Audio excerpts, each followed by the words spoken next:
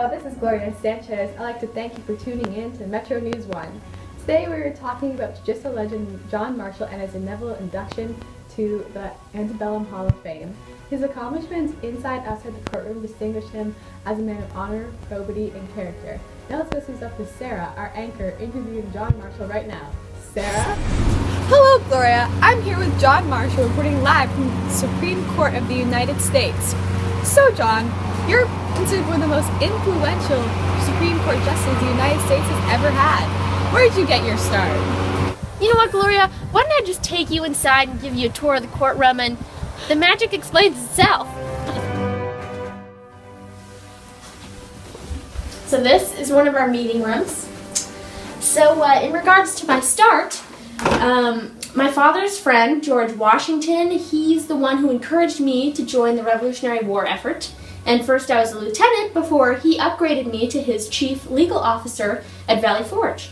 And after that I realized that I wanted to have a career in law. So I left the military, went to the College of William and Mary, where I actually only studied for 6 weeks, before later that year passing the Virginia bar and opening up my own legal practice.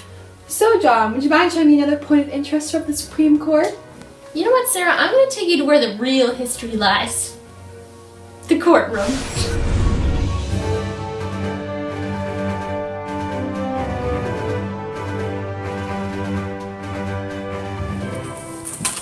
Wow, John, this is just great. So tell me about when you really started to get involved in the government. You know what, Sarah? I'm actually really glad that you asked that question because, like a lot of people, I came from humble beginnings. I ran for city council, came in second, and was made city recorder instead.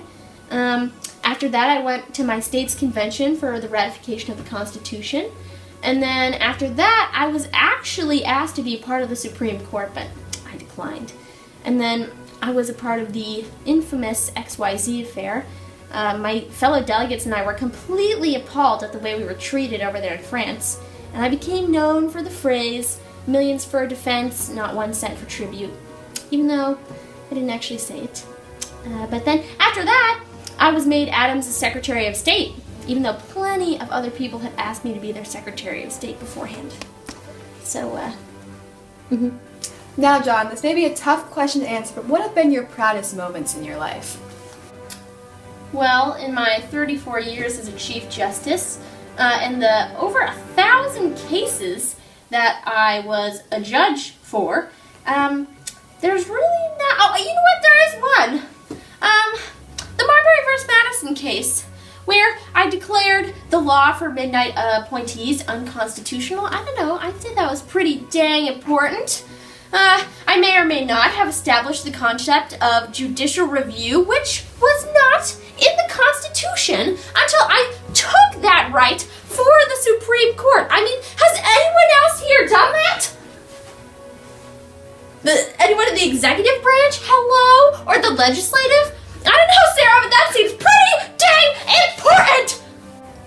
Wow, thank you for that, John, and thank you for your time today. You're welcome! We're gonna head back to the studio now. Gloria? Thank you for that, Sarah. With that interview with John Marshall. Now, it can arguably be said that John Marshall is one of the most important, influential men from the United States history. Now, what he failed to mention in his interview were some other very important cases that impacted today's government. Now, one of the cases is Gibbons v. Ogun, which the court under John Marshall ruled that Congress had the power over interstate trade. Now, another one is McCullen v. Maryland, which established the power of the national government over state government. The Supreme Court under me has become a force to be reckoned with within the federal government, and the decision that I and my colleagues have and will make will continue to shape the face of America for forever! Vote me, John Marshall, for Antebellum's University Hall of Fame 2017.